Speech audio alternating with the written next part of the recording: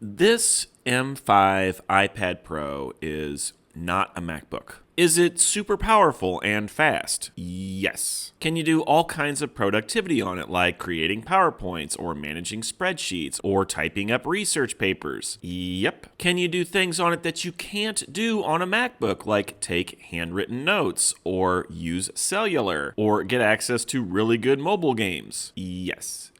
Yes, you can. But all that being said, it's still not a MacBook, and it never will be. Hey everyone, Tech Dad here, and we have almost demanded that Apple turn the iPad into a MacBook-like device. And I am guilty of that for sure. I've wanted to do everything on my iPad since the thing came out in like 2010. And honestly, Apple is trying to deliver. They have given us iPadOS 26 this year, so now we have a lot of Mac-like features in the operating system. We've got windowing like a Mac. We can manage files very similar to a Mac. They're giving us accessories to turn our iPads into the Mac. They have the Magic Keyboard. You can connect to a secondary display. But the cold hard truth is the M5 iPad Pro is not a MacBook. But can it replace a MacBook? That is the question at hand. And the answer is oh yeah. For so many people, the M5 iPad Pro is probably way more computing power than you're ever going to need or use. So in this video, we have to break down what the M5 iPad Pro is and what it isn't. We have to talk about its purpose and how it's different from the MacBook. We need to talk about the trade-offs. What are you getting with an iPad that you don't get with a MacBook and vice versa? And finally, we will answer the question for you, can you replace your MacBook, just get the M5 iPad Pro and be good to go? So without further ado, let's jump into it. All right, so let's start by defining the M5 iPad Pro and what it is. So the iPad is its own category of device. Steve Jobs made this very clear. It is not a laptop. It is not a big iPhone. Can't stand hearing that anymore. It's a tablet. It's its own thing. It's designed to be held in hand. It's designed to use touch controls first. Can you slap a keyboard and trackpad on this thing? Yes. Does it work as well as a MacBook?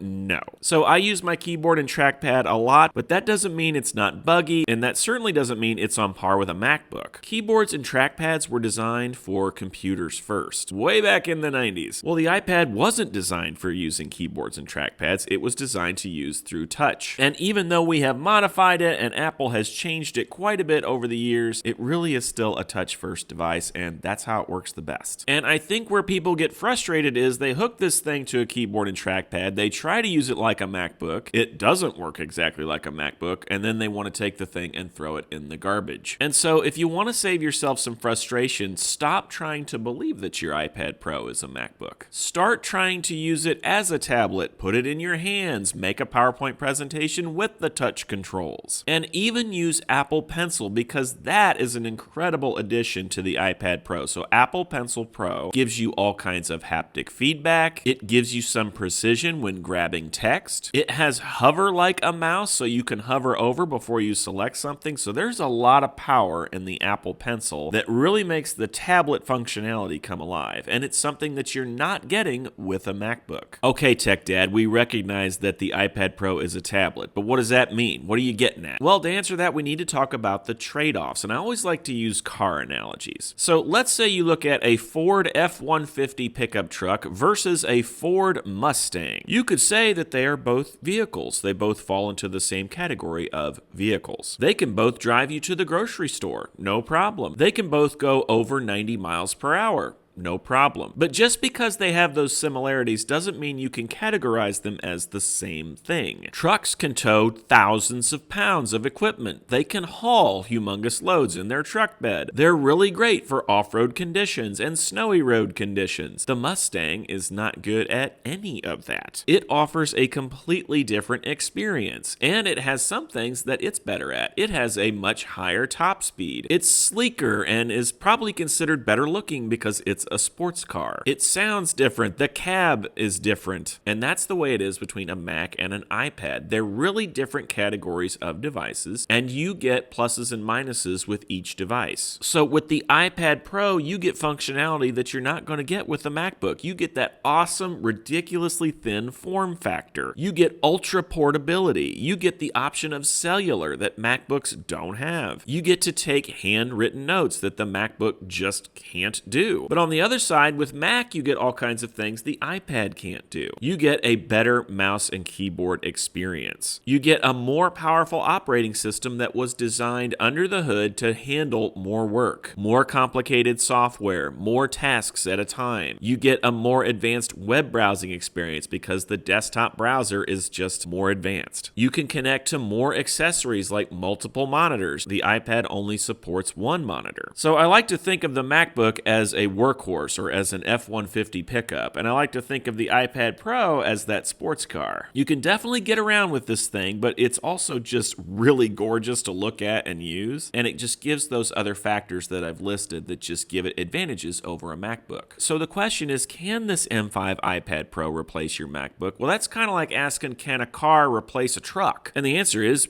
yes, for some people. Some people buy a truck and never do anything with it. They don't haul anything or tow anything. They just drive it around. Well, if that's the case, they could probably drive a Mustang around just as well as they could their truck. But sometimes you need to tow a 10,000-pound camper, and the Mustang's not going to do that. So sometimes you can't get the car. Or if your life permits it, just get both. Have your sports car for driving around for fun, and then have your truck for the work. And that's the way it is with Mac and iPad. You can do all kinds of great work on an iPad Pro, including productivity, video editing, graphic design, but if you have some specific softwares or a heavy workload, just get the Mac. Me, myself, I use an iPad Pro 95% of the time, but I have a Mac Mini just for those rare occasions where I need a desktop application that has the extra features, or I need a desktop browser, or I want to play some retro video games like World of Warcraft Classic. iPad's not going to do that. So if you're considering purchasing or if you're looking into the iPad, just keep those considerations in mind. Let me know what you think of this whole can an iPad replace a MacBook debate. You can leave a comment below. That's all I got for you. If you like this sort of content, please like and subscribe, and we'll see you next time.